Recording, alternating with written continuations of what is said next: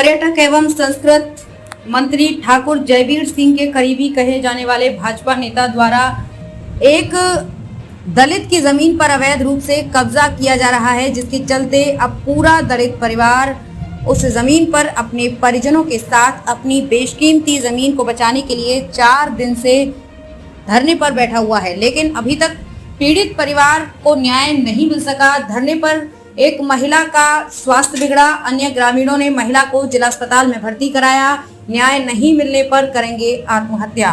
पूरा मामला जनपद मैनपुरी के तहसील भोगांव क्षेत्र के मौजा मझना के मजरा सिंहपुर में देखने को मिला है, जहां धरने पर बैठे दलित परिवार के मुखिया भूदयाल पुत्र राम सेवक जाटव की जमीन मैनपुरी किशनी मार्ग पर स्थित गंगा फिलिंग स्टेशन के समीप गाटा संख्या 4943 के रकबा 0.8449 से है, जिन्हें उन्होंने वर्ष 2005 में राम बेटी पत्नी स्वर्गीय राम सही से खरीदी थी, जिस पर वो लगातार 17 वर्षों से काबिज है।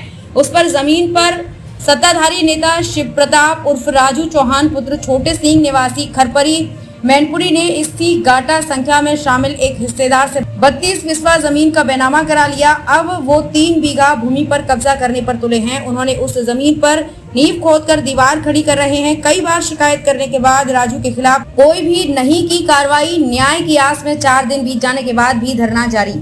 भूदयाल जी, रात के 11 बज चुके हैं और 3 दिन से आप लोग धरने पे हैं।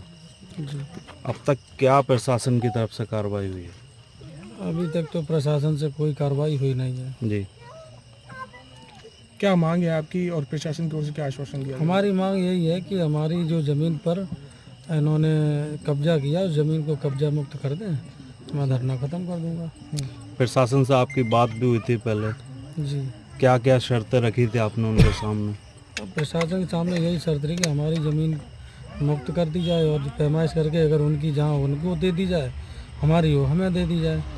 बस यही हमारी मांग है और प्रशासन से उम्मीद भी है कि हमारी ये मांग मानी जाएगी। कौन लोग हैं जो कब्जा कर रहे हैं, क्या क्या नाम है उनके? नाम है कि राजू चौहान है, होटल पाम मालिक जी। वही इस ज़मीन पर हमारी कब्जा किए हुए और बार बार फ़ोन पे तरह तरह की धमकियां भी आ रही हैं कि देखने की, दिखाने की। तो अब मुझे यही नहीं समझ में आ रहा ये मुझको क्या देखेंगे, क्या देखना चाहेंगे।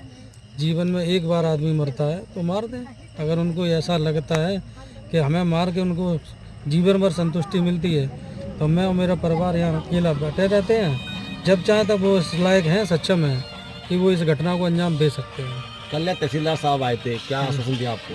तहसीलदार साहब ने ये आश्वासन दिया कि हम तुम्हारी पैमाइश करेंगे, आप धरना को ख़त्म कर दो। तो मैंने उनसे यही कहा, मैंने कि साहब हमें धरना देने का कोई शौक़ नहीं है, हमें यहाँ भूखे प्यासे परेशानी में बैठे हुए गर्मी धूप में मुझे कोई शौक़ नहीं है, लेकिन हक और अधिकार की लड़ाई के लिए हमें ये कदम उठाना पड़ रहा है। तो हमने साहब मुझे मेरी ज़मीन को सुरक्षित कर दीजिए, हम अपना धरना ख़त्म कर देंगे। आज मैनपुरी पुलिस ने आपके खिलाफ एक मुकदमा भी लिखा है, धारा 144 का। हाँ, मुझे सूचना मिली है फ़ोन के माध्यम से और अखबार के माध्यम से कि मेरे खिलाफ़ मुकदमा, पत्नी के खिलाफ़ मुकदमा लिखा गया है। लेकिन मुकदमा वो मेरी वजह से आज पूरे उत्तर प्रदेश में कहीं धारा 144 लागू नहीं है, केवल मैनपुरी जनपद में ही धारा 144 लागू की गई है।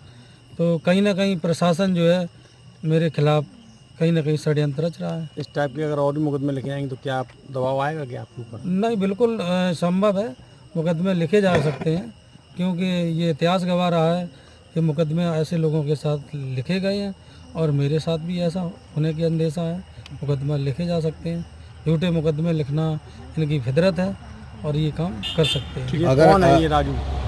ये राजू चौहान जो है ये होटल पाम के मालिक हैं, इनकी पहचान यही है, बाकी इनकी और कोई पहचान नहीं है। केवल होटल पाम मालिक हैं और दबंग हैं। सत्तारूढ़ पार्टी से क्या संबंध है? सत्तारूढ़ पार्टी में ये बीजेपी के नेता हैं और इनकी बीजेपी के नेताओं में अच्छी पैठ है, इसलिए इनकी जो है इनका सिर्फ काम है कि गरीब और दबे कुचले लोगों के ऊपर अत्याचार करना। आपको उठाने के लिए अगर जो आपके ऊपर लाठीचार्ज किया गया या और कोई दबाव डाला गया तो कैसे खरा उतरेंगे क्या?